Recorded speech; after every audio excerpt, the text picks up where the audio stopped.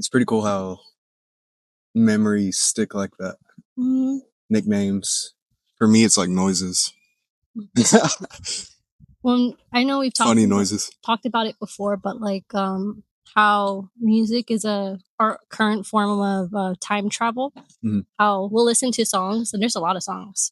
They'll take me That back there is. to when I was really little in the back of my mom's car driving to like the lake or something, or the desert, or just being in the car with like some of my closest friends and just driving, not doing really anything but just driving. That's all we really ever did together. Life was simple. Yeah, the simplicity of it all. And I think we can get back to that, you know? I mean, of course, there's like responsibilities and different complications that come with adults, but the complication can have structure. It doesn't have to be chaos, you know?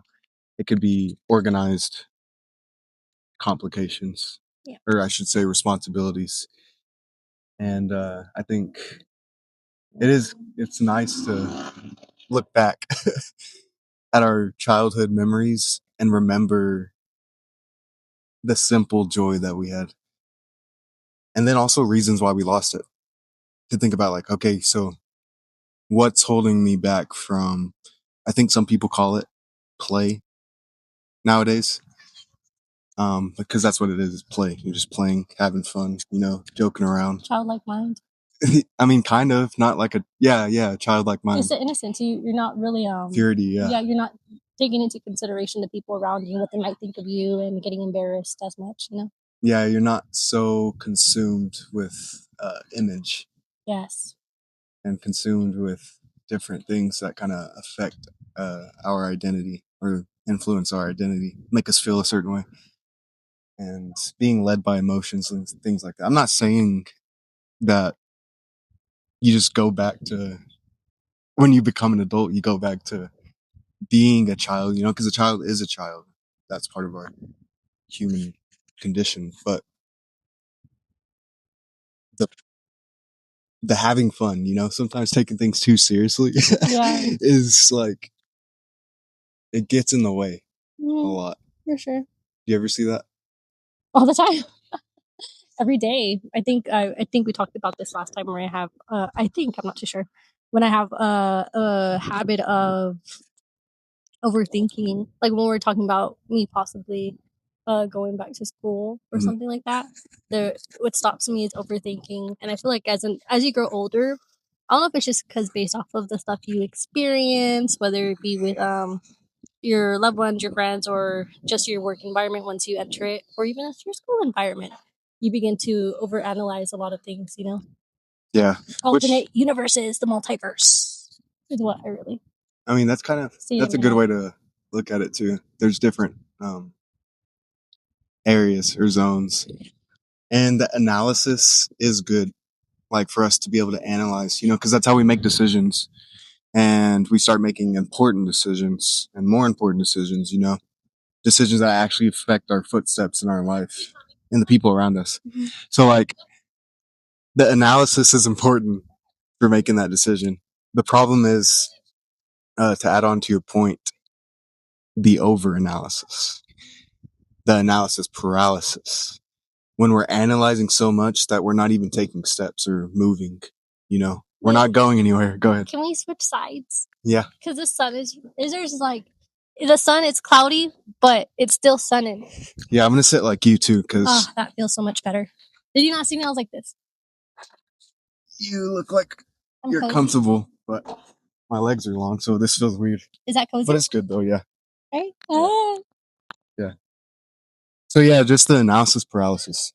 Analysis paralysis. It just seems like the analysis is good, but overdoing it, it's gonna paralyze us. We're not gonna do anything. Yeah. You know? And so how do we find that balance? How do you find that balance when you make decisions or choices? What do you do? Well, I'm glad you asked. Well, I feel like the older, I guess I get and I experience more life, I suppose. I feel like I can hear God a little bit more clearly, and that's what really helps me in guiding me with my decisions. when I feel like I hear God, no, when I hear God speaking to me, it's this really like calm and loving voice in my head, Father guiding me. And then when it's the world basically and me overanalyzing and, just being human, it's really loud. So like, there's two voices in my head. One is really loud and it's full of fear, and then there's a really calm and quiet, loving voice in my head. And so I feel like I've learned to discern that, which helps me a lot in my decision making. Yeah. In comparison, when I was like 19, I think I let myself be led by the fear primarily. And an old habit I'm breaking is like not letting the world influence me, which is Yeah. really hard because we live in it. Um, but yeah, Nice. Yeah. The growth and the maturity yeah, as you age. And also to understand, you know, or at least for me, is that we're always a student, you know. yeah. We're always learning. There's never going to be like a set point or destination. Uh, Even as we age, get older, my parents are still learning. I know people I love them. that are older that are still learning, and that's good. That's a good thing to always just be a sponge, be open, to receive like a child. Uh-huh. And to also, to what you're saying, to your point, acknowledge our growth, not dismiss it. Like, I'm still like, not to get into that mindset that I'm only a student, but just to have a mindset of being a student. I'm willing to learn. I'm willing to take in information and be wrong often. And And go it's so ahead. funny you talk about that because earlier today we have six Six Flags passes, and we have the same login credentials as our family members. Mm-hmm. And I was having difficulty because I'm not really tech savvy with logging in and like trying to get all the the passes. Yeah. And then you were trying to help me. And then I was really just my ego was getting bruised because I was like, I know how to do this. And then he did it in like less than 2 minutes. He did it so smoothly without any difficulty really. And I was over there stressing. But kind of going back or piggybacking off of like being the student and willing to learn, in that moment I was not willing to learn. I was letting my ego get in the way. That's just kind of really what I thought of, because not only in that scenario, but I feel like that can happen really anytime. Yeah. And you are willing to learn. I wouldn't say I'm not willing to learn, Yes. but in that moment, yeah, And that, there are some that's true. moments And where as we all do, you get blinded, I guess, yeah. Sometimes in the Pride. moment, sometimes we can't learn in the moment. It's Yeah. like, because it's in the moment, it's happening. The Unless you thing is reflect on happening. it. Yeah, and then you reflect on it and be like, okay, now I can apply this next time, or at least recognize. We might not always get it right. I know I don't. And just to reflect. Reflection's important, and having reflection practices, I think, has helped me tremendously. Writing or typing, I should say. I don't really like physically write, but just typing notes on my phone and typing in my journal and stuff. It's like, all right, I got to get this down right now because if I don't get it down, then it's just going to be off in the wind. It's going to go off, it'll come back, but it's nice to be able to write it down. Kind of brings clarity. Mhm. But that's good that you reflected. I appreciate that because that means you are being a student, you're Yeah. learning, and we all should practice and do that in our lives, I think.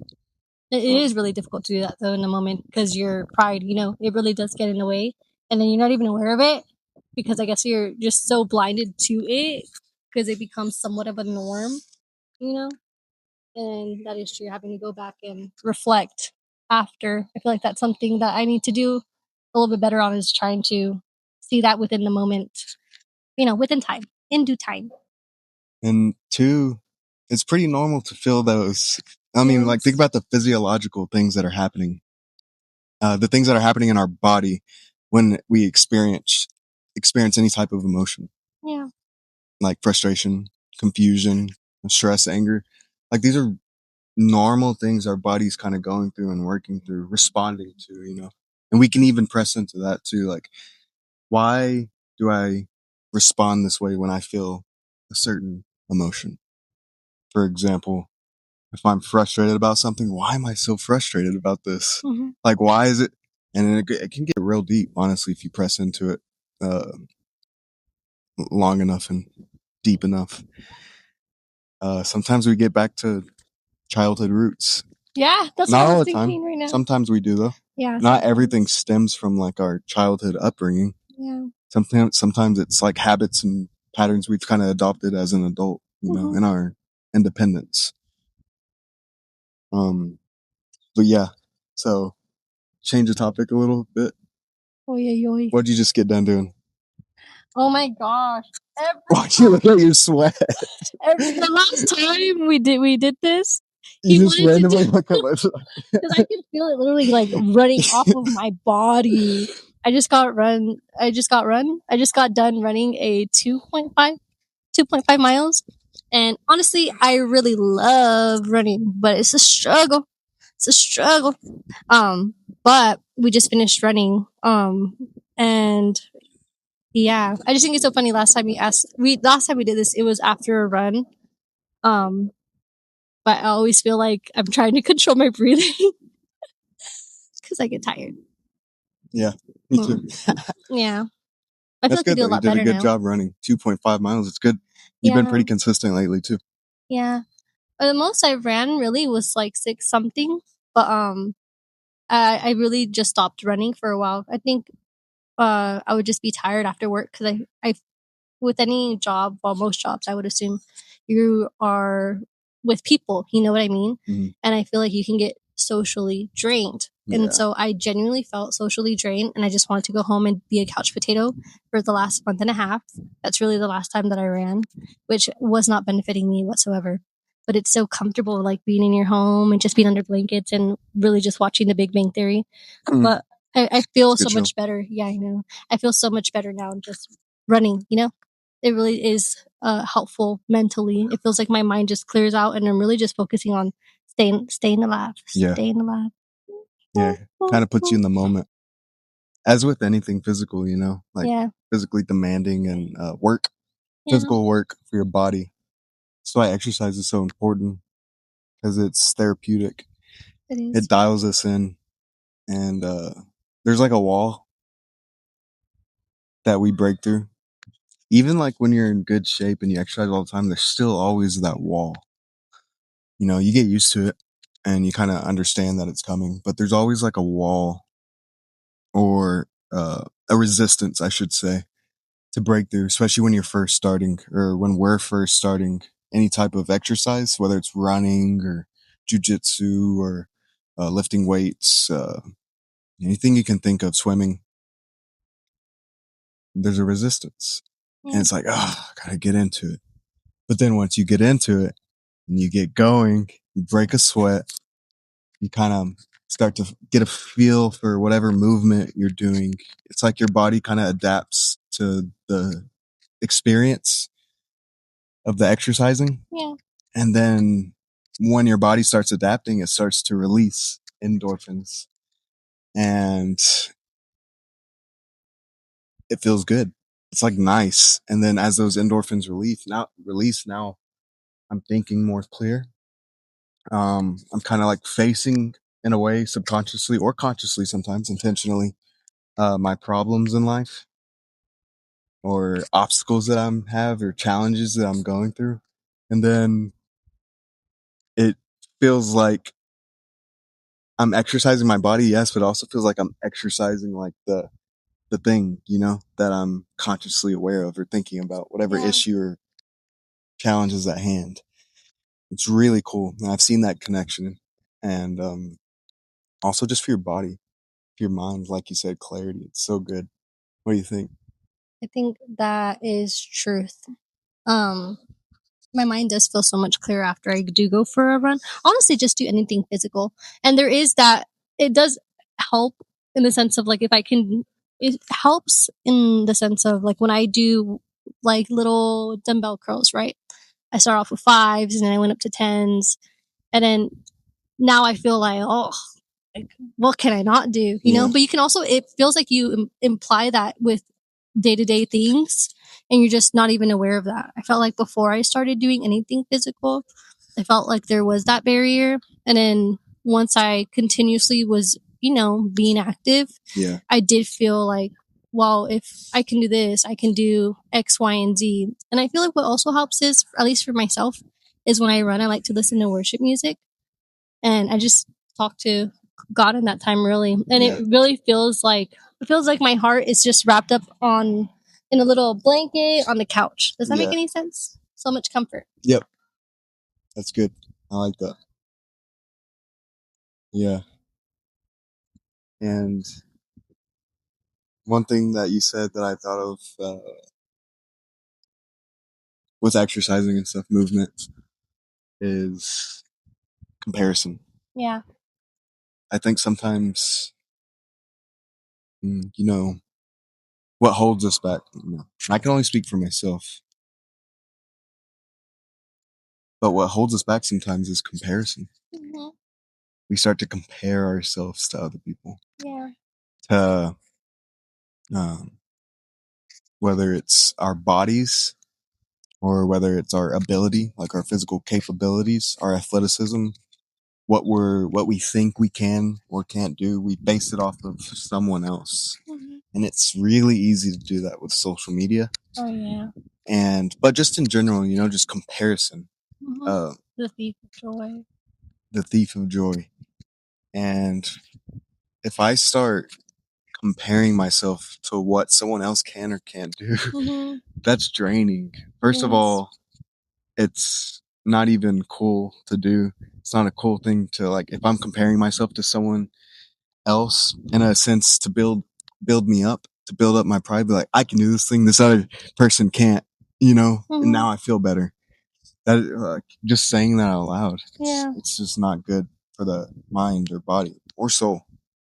And the opposite of that is now I start to compare myself to someone's really good at something that I want to do and I can't do it. Mm-hmm.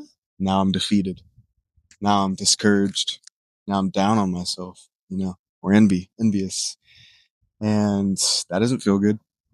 That's not life giving, That doesn't fill up the soul. That doesn't make me feel good at all. When did you feel like that started for you? Like the comparison aspect of, I'm sorry, Lovey, but I'm getting bit. You want to leave? Yeah. 24 hours later. You sound Mexican. Really? Yeah. Because I am. Yesterday we were talking about comparison, remember? Mm-hmm. And mosquitoes. They tore us up. The attack of the mosquitoes. Attack of the mosquitoes too. Mm-hmm. But what were we talking about? I just want to finish this thought. Because it was good. It was golden. Mm-hmm. We were talking about comparison, and then also I asked, do you remember one of the first times that you've ever compared yourself? And then I shared an example when was the first time I could remember comparing myself as a child, and it was when we lived in California, and I had the world's biggest crush on my next door neighbor, Roman. And I remember one day he brought his girlfriend over. He was older. He was a teenager. He brought his girlfriend over. And I was like, why can't I be his girlfriend? You're little, you don't know. And then it's just, that's the first time I remember really comparing myself, as I was comparing myself to another girl because I had the world's biggest crush on him. Oh, wow. And then I remember I was not really nice, and I started splashing her the second she got in our pool because I wanted her to get out. But that's the first memory that I have of comparing myself. Yeah. It's pretty funny. Yeah, but also I remember being little, and I would see some people that I grew up with being little verbally comparing themselves. So I think whenever I experienced that the first time, Yeah. I just remember that same. I remember that same feeling. Yeah. Man, that's deep. You thought about that? From yesterday to today? Yeah. I thought about that from yesterday to today. And I just remember thinking when was the real first time that I ever really compared myself, Yeah. And that was it. And I feel like that started a domino effect into my middle school and high school time frame of where comparing yourself just becomes I guess kind of like a routine or a norm. But yeah. Yeah. It almost seems pretty normal. Yeah. Yeah, it does become normalized. And I think a part of it is normal. Like it's okay. Because not the problem happens when the comparison starts to affect our identity Yeah. and who we are. But I think comparison in itself, right? It's a way to measure. It's a way to like, compare. We got to compare and contrast, making decisions, gauging where we're at, and but the problem is sometimes it gets involved with identity. Yeah, for sure. And I was thinking about it. There's a better way, and of course, like that's easier said than done, right? There's always a better way, but then when it comes down to it, we feel whatever feelings that come with it. It's hard, and I guess practice is important, and a good friend group is important, and people who will pour in what hole we're trying to fill whenever we do compare ourselves that causes the feelings of envy or discouragement of our image. Uh, and it's to admire. Mm-hmm. We can admire others. We can be inspired by others when we look at others. So instead of comparing, we can do those two things: be admired, inspire, or be inspired and be admired. And that's a tongue twister. Yeah. And I don't know. I think you have a really good perspective. I'm glad you reflected because now I'm reflecting. I'm like, dude, like comparison's normal, but You oftentimes can get it lost in leads the to bad sauce. Yeah. outcomes and we get lost in the sauce. And I think a lot of times too, it stems from, at least in my own life, not taking action. Hmm. Does that make sense? Kind of. Elaborate. So, like, if I'm not doing anything that I know that I should or can be doing or should be doing, then I will start to look outwardly or externally, Now I start comparing. Yeah. And now because I'm not doing anything, now I'm like really working through these mixed emotions, usually negative, of trying to figure out why I'm not doing anything or fear or my own lack of capability or thinking that I have a lack of capability to do something. Yeah. And so it goes pretty deep. Like even, that just came from us talking about comparison, and now we're talking about like fear. So it goes deep. It goes hand in hand. Yeah, it's like, what do you think? I feel That like connection is. they go hand in hand because if you have fear that you're lacking something, that is what will cause a route of comparison. At least for my own perspective. And I remember I don't know if it is normal, possibly is, being in your teens and in like your early 20s. It's really easy to compare yourself, like we talked about last time with like social media. And for a long period of time, I did find my identity in what people thought of me, particularly the opposite sex guys. And then there was like a wave of change in that perspective, Yeah. And it's so easy to try to find your value in another individual or in something materialistic or something, any of those two. And then when they don't fulfill you, it's like asking why, and he is why, and it's just sometimes I really wish I could go back to my younger self and like just give myself a little hug, Yeah. But I'm also really thankful that I was able to grow past that, um, because now I feel like I can talk to people like my little sister, my little cousins that I do have there in their teenage years, and hopefully like sprinkle some guidance to them. Yeah. And especially with social media and having it just at the touch of your fingertips now, I feel like it's so easy to compare yourself and you think you should be one way, whether it be physically, mentally, or, even the characteristics that you have, But yeah. That's deep. Appreciate that. I learned from that because I think yesterday we were talking about it. We started talking about it, and I started going somewhere in my head. But then I realize now, not that it was a bad thing or anything, but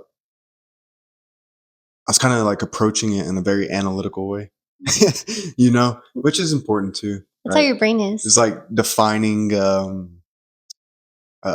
what comparison is. Yeah. And comparison is like a form of measurement, Mm. because we're taking one thing, in this context, ourselves, and then we're placing it next to, in our minds, another person, right? Mm.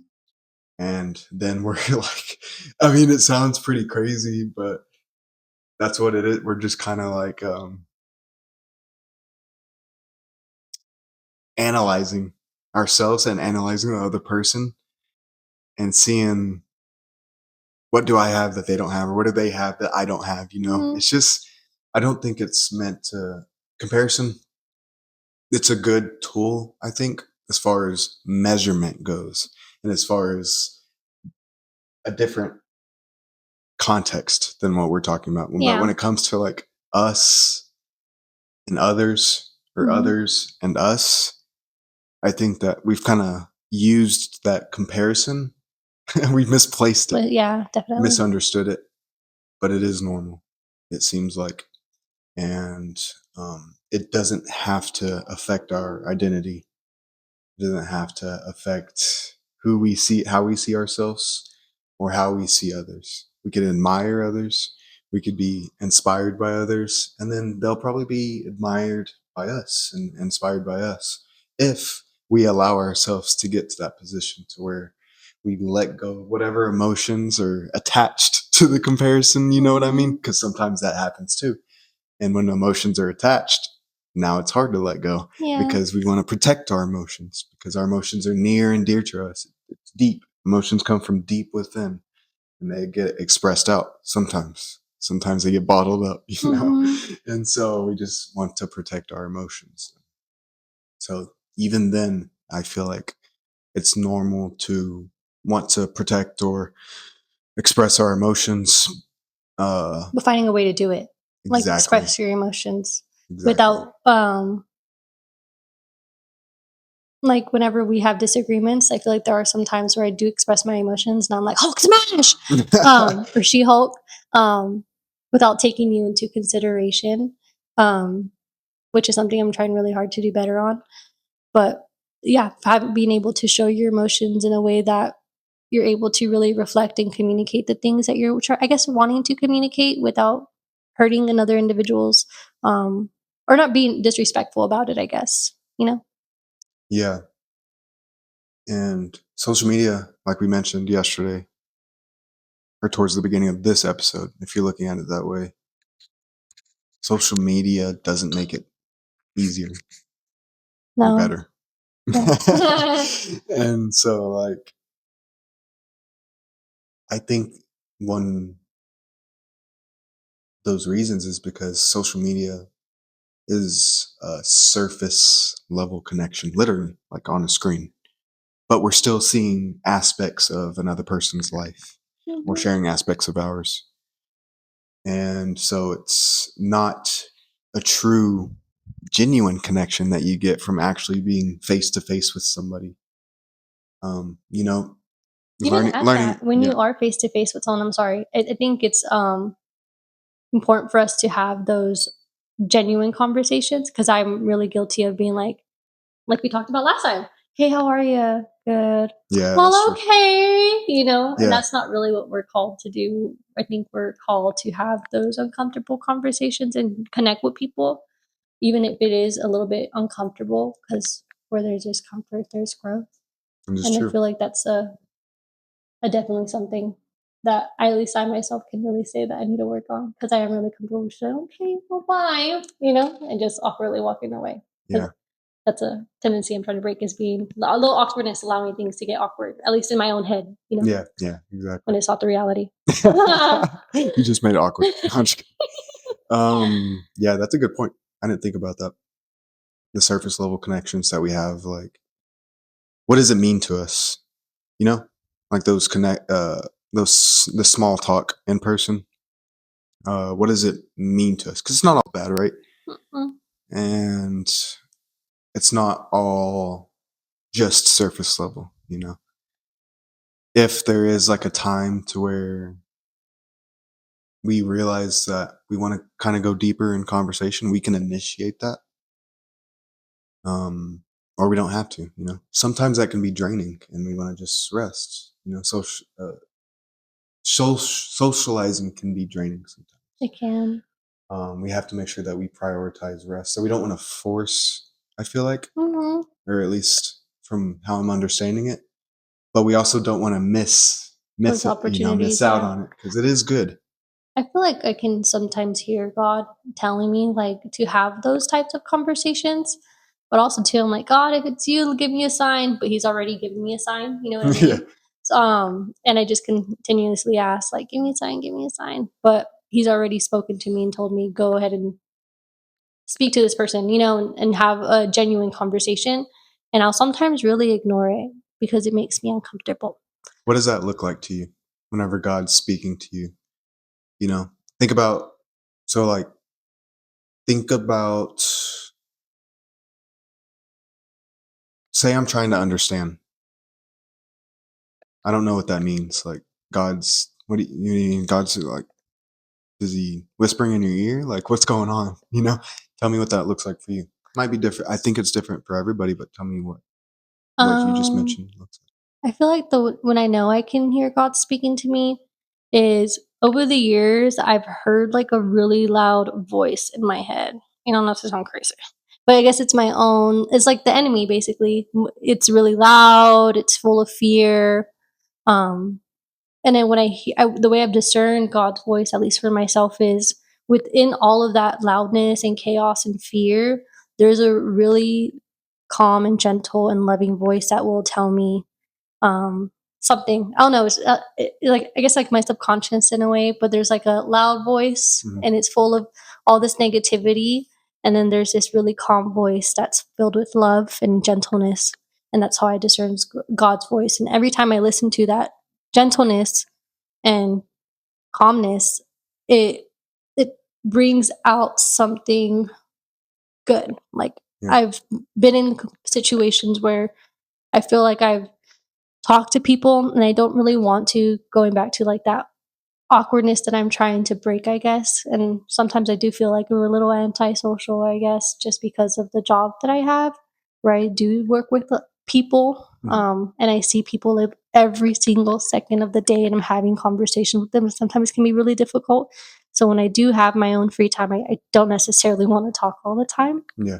So the way I've heard it is just that calmness and patience telling me like go and have this conversation, and then I won't listen to it, but then I'll end up not forcing myself, but giving into it, and it ends up being like a really good genuine connection with someone. And that's something that I could have missed, you know, had I continuously not listened to it. Yeah. And I've made a lot of good friends that way. And it makes me really, really uncomfortable, but I feel like I've learned that in that comfortability, I'm really going to grow. You know, this situation that may be uncomfortable is uncomfortable now, but that's good. It's like when you learn something, you don't understand it, Yeah. you know, and it makes you feel like, ugh. But then once you conquer it and you learn how to do it like a math problem or something, Yeah. you feel like a boss, you know, Yeah. you feel It's confident. accomplishing. Yeah, it's accomplishing. Yeah. Man, that's pretty good. Hit me with those bars today. It's You're it's just funny. being like, it's weird hearing you say that too because you're more social out of the two of us. So you're talking about like all that stuff and I'm like, you have no idea. it's it's just kind of hard. Like we want to show up for people, right? We want to show up our best selves, full of energy, full of life. But that's the reality is we're not always But I think full that's of energy, full of life. in those moments when you're not full of energy and full of life, I think those are even the most beneficial Hmm. conversations that can be had, Yeah. because realistically in life you're not always feeling the Mm. love and light, you know what I mean? Yeah. So if you do have those vulnerable conversations when you're not feeling 100%, majority of the time someone else is not feeling 100% too, and they're not even sharing it, but because you have those vulnerable, you create that space for someone to open up and have those conversations. That's where the connections happen, And like I said, it's super uncomfortable because you don't want to be telling people, I guess, your business or whatever, or that you're feeling weak or tempted or something along the lines of that, but that's also necessary.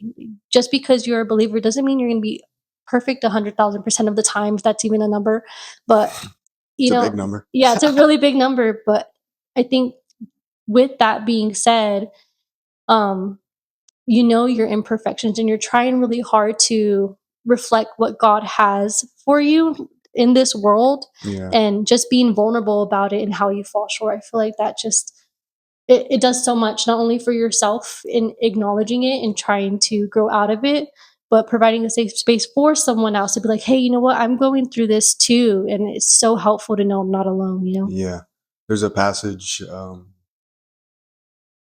that's very well-known passage about His grace is sufficient by Paul, and there's a point to where he says, therefore I will gladly boast about my weaknesses.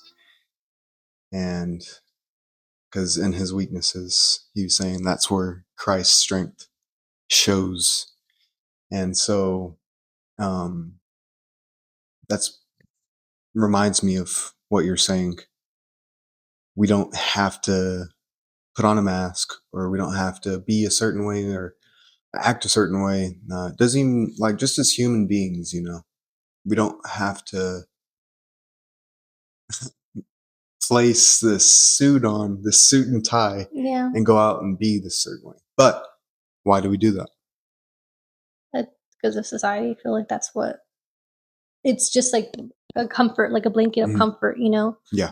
But like I said, where discomfort comes, there's growth, And I feel like that growth, since it is uncomfortable, it's just easier to go ahead and put the blanket on. I do it sometimes too, majority of the times, because it is comfortable, It's just breaking that habit, which is really difficult. But at least being aware of it and wanting to go ahead and pursue that difficulty, Yeah, that's true. And we crave connections. Pretty much, it seems like what we're talking about right now is we crave connection. Yeah. Even when we're tired, we crave it deep down. We want to talk to people, especially people we know and trust, I'm not saying we have to, like, I mean, some people might, but go up to the strangers or people we don't know and just being like, you're talking about uh, comparison and feelings and stuff, but maybe they'll spark a conversation with you. You never know. It's just, it doesn't have to look a certain way or be a certain way. The reason why I think, from what we're talking about and what I'm gathering, is we crave the connection. We want the connection. We look around us. We look at social media, movies, not just social media. I'm not like trying to um, condemn social media, but we watch movies and TVs and shows. We consume all of this, or we see all of this, the way that things are, right?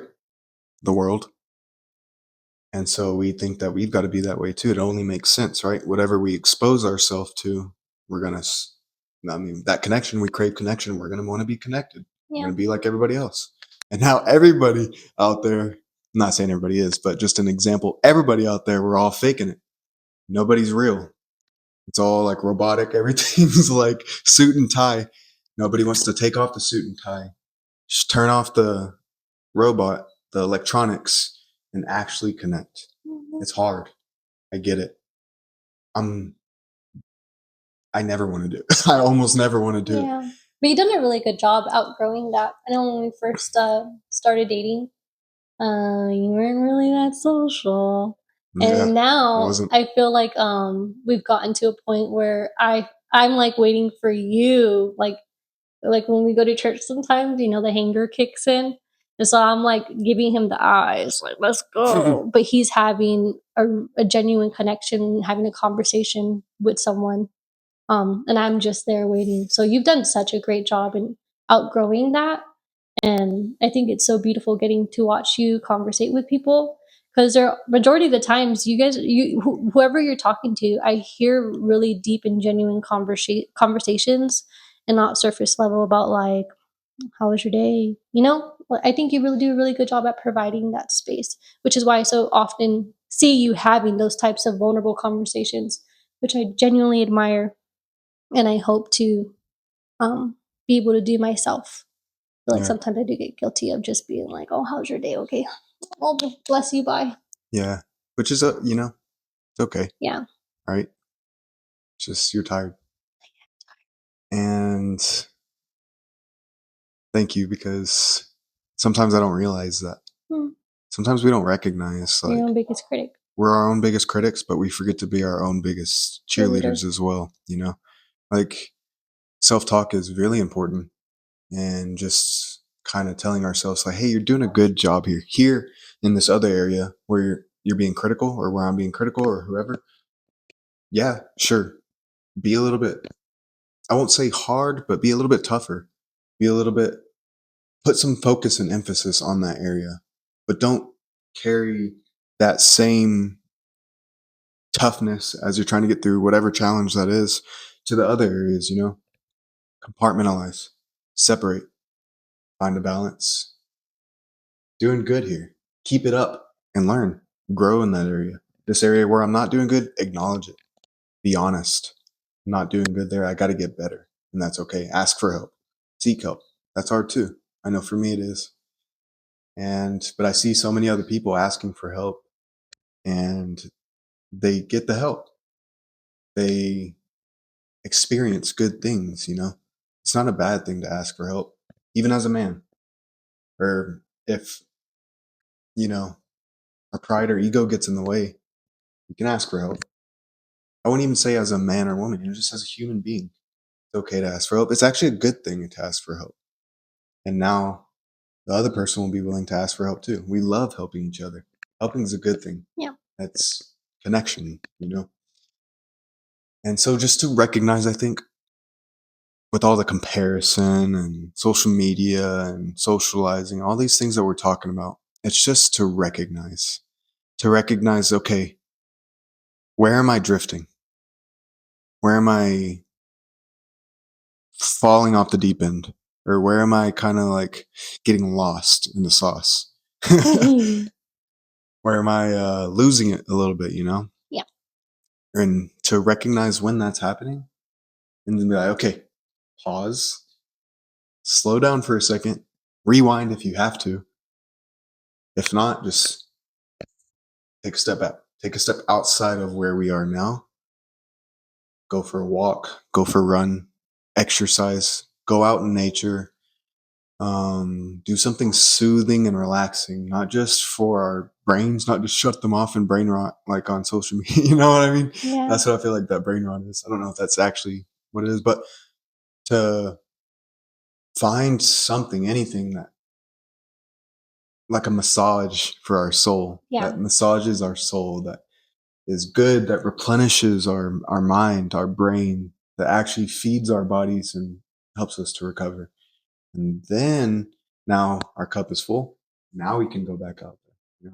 So there's ebbs and flows in life. We're all in it together, and it's so much easier if we have a good community, Mm-hmm. a good group of friends, a good group of brothers and sisters and family members and friends and coworkers and acquaintances, that we could just build each other up. Yeah. In scripture, it's called edify. We can strengthen each other. We can encourage and uplift each other, hold each other accountable, build a trust, build a relationship. And so social media sometimes takes that away. And we see messages and truth, and we see all these good things posted on social media. We do it. We all do it. But there's more connection. There's deeper connection to be found, you know? Mhm. And so thanks for bringing it up. I needed to hear that and I needed to learn that and I need to apply it. And I can. You know, we have what it takes. Everybody does. We're all capable. So it's just about going into the week prepared and present. That's why I named this YouTube channel that I have Presently Prepared Media, because this summer, right now in this season of my life, I think it's important to really focus on being present. Yeah. And also being prepared, you know? And that obviously encapsulates a lot, but so yeah, 24 hours late. I love you. But yeah, thanks for doing this with me, love you. I'm so proud Appreciate of it. you. Oh, I love you. I'm not gonna kiss you on camera. I know that would make you uncomfortable. Yeah, it would. No, but it was fun. So we can keep doing it. Have a good time. Enjoy, share our thoughts, and always be a student. Yeah. Oh, I got you first.